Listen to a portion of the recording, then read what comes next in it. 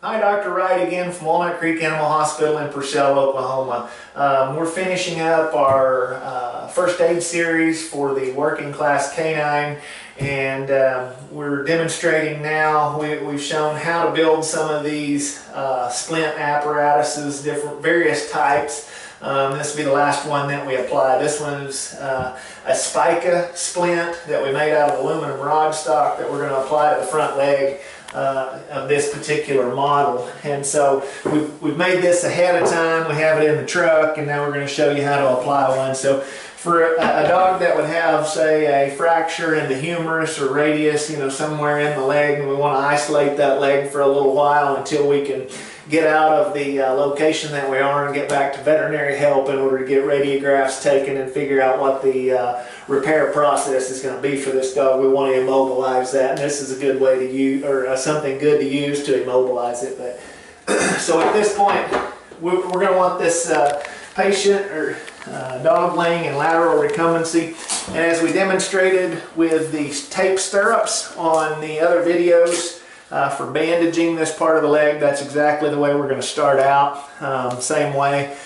And this is called a modified Robert Jones bandage, is what it's called, but it's the basis of putting this splint on. Remember, we don't want to get this piece too tight, so we don't want to make an encircling ligature that cuts blood supply off to this point. So we want that semi-loose to where it just won't slide over the foot. The next thing that we want to do is utilize cast padding. Cast padding works wonderful at keeping the limb protected of where it's broken. And so you'll want somebody kind of holding out on this for you, on this dog, the best that you can. And so once we go to that point, then we're going to go above the shoulder, behind the front leg, behind the opposite front leg,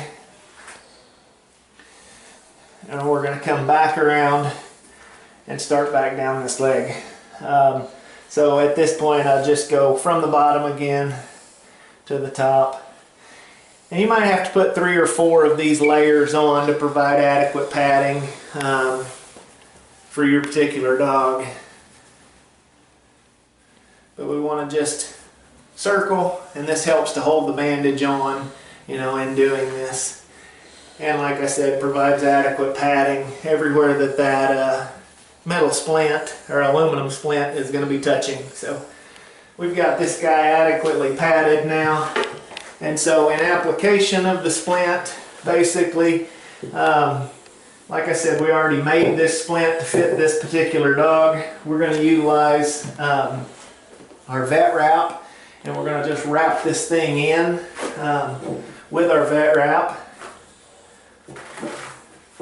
And so I generally will try to squeeze that up just a little bit to where it is confining to the limb. Once you make it to that point, now you can undo your tape stirrups and tape them back to the vet wrap to help us hold this thing in place, which you probably don't necessarily completely need it with the way this splint actually goes over the back. But as you encircle this, you want this to be snug. You don't want this to be too tight. Remember, if we end up with swollen, separated toes, it's too tight.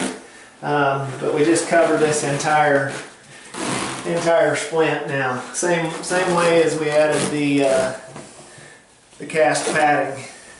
Kind of hold this splint apparatus in place.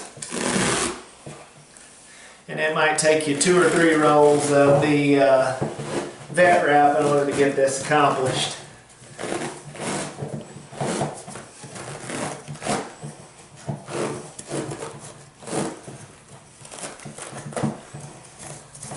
So you might want one more roll to cover the back side just a little bit better, but as far as the leg itself, that's pretty adequate, in the coverage that we have, and that keeps that leg from bending, in 2 different planes, and protects any legs or any bones that might be fractured, in the distal part of the leg. So that concludes how to apply a Spica splint.